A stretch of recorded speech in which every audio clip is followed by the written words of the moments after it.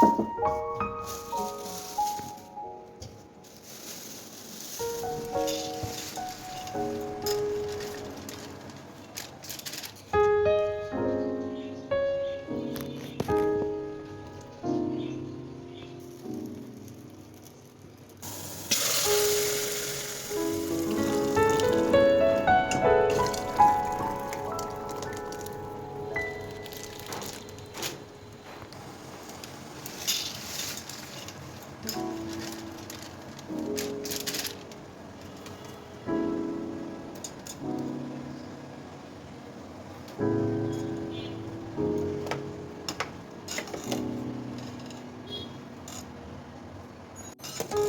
Guys, আসসালামু আলাইকুম। আমি রাজিয়া ডেইলি ব্লগ চ্যানেল থেকে প্রতিদিনের মতো আবারও একটা ভিডিও নিয়ে হাজির হয়ে গেলাম।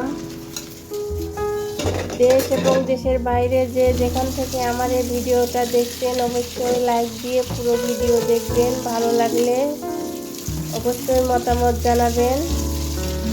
আর এই যে ভিডিওর শুরুতেই দেখতে পারছেন আমি কিন্তু নুডলস রান্না করতেছি। নুডলসটা একটু ভাপ দিয়ে সিদ্ধ করে নিলাম। এখন কড়াইয়ে তেল দিয়ে দিলাম আর কি জিরা দিয়ে দিলাম। আর এখানে আছে পেঁয়াজ কুচি, রসুন কুচি আর অনেক কাঁচামরিচ কুচি। নুডলস অনেকভাবেই রান্না করে, অনেকে আছে শুধু নুডলসটা সিদ্ধ করে সস অনেক ধরনের মশলা দিয়ে আর কি এমনি মেখে খায়। আবার অনেকে আছে ঝোল ঝোল করে রান্না করে। আমার কাছে ঝোল ঝোল করে রান্না করলে বেশি মজা লাগে খেতে। আমার ছেলে মেয়ে আবার এভাবে পছন্দ করে না ঝোল ঝোল খেতে। ওরা যেভাবে পছন্দ করে সেভাবেই রান্না করতেছি ঝরঝরা করে। তাতে কিন্তু আমি একটা ডিমও দিয়ে দিচ্ছি। আর এখানে এই যে এটা কি মশলা যেন, এই যে এটা দিয়ে দিলাম। অনেক কিছুই রান্না করব। সকাল থেকে সন্ধ্যা রাত পর্যন্ত আমি কি কি কাজ করি সেটাই আপনাদেরকে দেখাবো। পুরো ভিডিও দেখবেন, অবশ্যই ভালো লাগবে। আর এই যে নুডলস খাইতেছি রান্নার পরে। এই যে ক্যামেরাটা আমার ঠিক মতো মানে হয় নাই ভিডিও করা। আর এখানে এই যে ডিম, কি বলবো, আমার হাজব্যান্ডের ডিম এত পছন্দ। আমি কিন্তু কালকেও ডিম রান্না করছি, আবার এই যে আজকেও ডিম। মানে আমার ছেলে মেয়ে হাজব্যান্ড ওদের প্রতিদিন যদি ডিম দেওয়া হয় প্রতিদিনই খাবে, কোনো নিষেধ নেই। যাই হোক, আজকে আমি ডিম রান্না করব কচুর মুখি দিয়ে। এখানে যে হলুদ, লবণ, মরিচ, বাটা মশলা সব কিছু আমি একবারে নিয়ে নিছি। এতে রান্নাটা করা অনেক সহজ হয়। ডিমটা কিন্তু আমি আগেই সিদ্ধ করে চিলে পরিষ্কার করে ধুয়ে নিয়েছি। এখন এই যে কড়াইয়ে তেল দিয়ে তারপরে একটু হলুদ দিয়ে ডিমটা মানে ভেজে নিব। আমি প্রতিদিন যা কাজকর্ম আমার সংসারের করি সেটাই আপনাদেরকে শেয়ার করি। ভালো লাগলে অবশ্যই লাইক, কমেন্ট, সাবস্ক্রাইব করে আমার পাশেই থাকবেন, আমাকে বন্ধু করে নেবেন। সবাই সবার পাশে থাকবো, সবাই একসাথে এগিয়ে যাব। আর এই যে ডিমটা কিন্তু ভাজা শেষ। এখন এই যে আমি পেঁয়াজ আর রসুন কুচিটা দিয়ে দিলাম কড়াইয়ে। আর ডিম দিয়ে কচুর মুখি রান্না করলে খেতে মাশাআল্লাহ অনেক মজা হয়। একটুখানি জিরা দিয়ে দিলাম পেঁয়াজের মধ্যে। এখন এই যে বাকি মশলাগুলো আমি কিন্তু পানি দিয়ে একটু করে নিচ্ছি, গুলে নিচ্ছি, এগুলো দিয়ে দিলাম। এভাবে দিলে কি রান্নাটা অনেক সহজ হয়, বারবার মশলার কোটে ফেলতে হয় না। মশলাটা আমার কষানো প্রায় হয়ে গেছে। এই যে আমি কচুর মুখিগুলো দিয়ে দিলাম। এখন কচুর মুখিগুলো ভালো করে কষে নিব। আর আমি কিন্তু কচুর মুখি কাটার পরে কিন্তু গরম পানি দিয়ে সুন্দর করে কচলে কচলে ধুয়ে নিয়েছি, তার কারণ কচুর মুখের সাথে কেমন যেন একটা আটা আটা ভাব থাকে।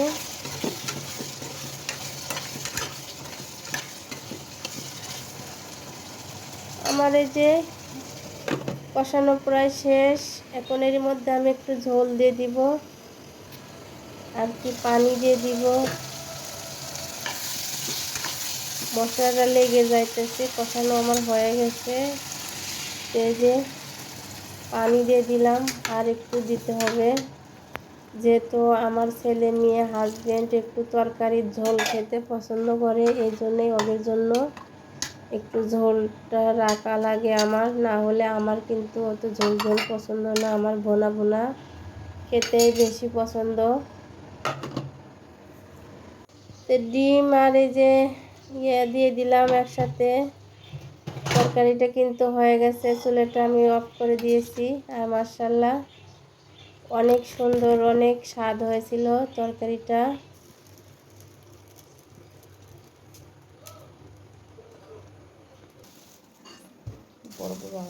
আর এটা কিন্তু রাতের বেলা, এই যে রাতের বেলা আমার হাজবেন্ড আম আনছে 5 কেজি।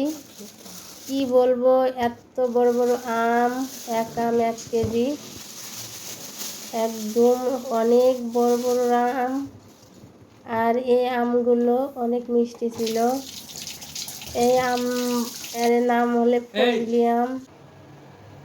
দুধও আনছে, আম দিয়ে দুধ দিয়ে খাবে। এই যে দুধটা আমি গরম করে নিলাম। আমার মেয়ে আমগুলো সুন্দর করে পরিষ্কার করে ধুয়ে নিল।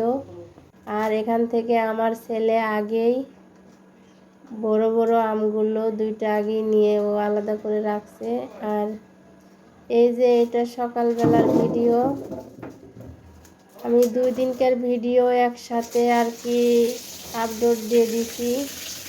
এই যে সকালবেলা আবার এই যে কচুরমুখী, সে আমার হাজবেন্ড বলতেছে যে কচুরমুখী দিয়ে ডাল রান্না করো। সে হাজবেন্ড বলছে, এই জন্যে এই যে কচুরমুখীগুলো সুন্দর করে ধুয়ে পরিষ্কার করে সিদ্ধ করে নিয়েছি। আর সব ভিডিও মানে সব কিছু দেখাতে গেলে ভিডিওটা মানে কি বলবো অনেক বড় হয়ে যায়। সে অত বড় ভিডিও তো অনেকে দেখতে পছন্দ করে না, এই জন্যে ভিডিও কাট ছাট করে 10 মিনিটের ভিডিও মানে করতে হয়। এই যে আমার মুখিগুলো ছেলা হয়ে গেছে, এখন আমি এগুলো হাতে ভালো করে ছেনে নিব। যেহেতু ডাল রান্না করব, এই জন্যে হাতে করব। পিছলা অন্য কিছু দিয়ে করলে হবে না, পিছলে যাইব, এই জন্য হাতেই আমি আস্তে আস্তে মিক্স করে নিতেছি। আর এই ডালটা কিন্তু বড় মাছের মাথা দিয়ে রান্না করলে, ইলিশ মাছের মাথা দিয়ে বা টাকি মাছ দিয়ে রান্না করলে বেশি মজা হয়। যেহেতু আমার ঘরে কোনো মাছ নেই ফ্রিজে, এই জন্য আমি এমনিই ডালটা রান্না করব।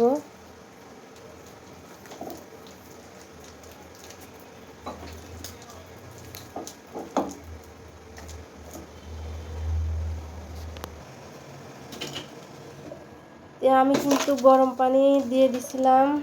এখন এই যে কচুরমুখীগুলো যে আমি ছেনে রাখছি, ওগুলোর মধ্যে কিন্তু আমি গরম পানি দিয়ে এই যে প্রেসার কুকারের মধ্যে দিয়ে দিলাম। যেহেতু প্রেসার কুকারের মধ্যে আমি কচুরমুখীগুলো সিদ্ধ করে নিয়েছি, অন্য পাতিলার আর মাখাইলাম না। আর এর মধ্যে দিয়ে দেবো এখন এই যে আদা, রসুন, জিরা, পেঁয়াজ বাটা।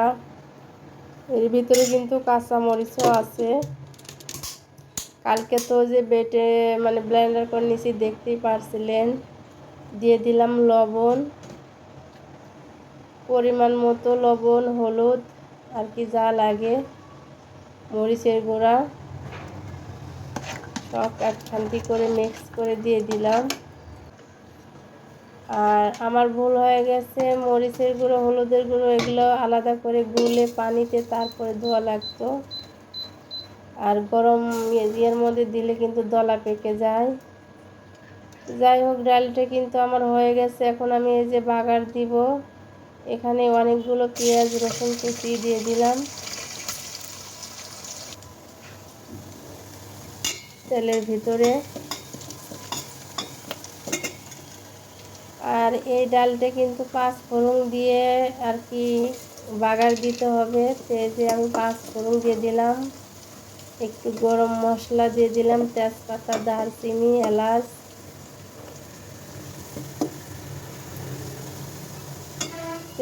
পেঁয়াজটা কিন্তু একদম করে ভাজি করে নিতে হবে, লাল লাল করে। বাগারের জন্যে পেঁয়াজ রসুন একটু কড়া করে ভেজে নেওয়া লাগে। ভিডিওটা আমি এখানে শেষ করে দিব। সবাই ভালো থাকবেন, সুস্থ থাকবেন, আমার জন্য দোয়া করবেন, আমিও আপনাদের জন্য দোয়া করব। সবাইকে সাপোর্ট করব ইনশাআল্লাহ।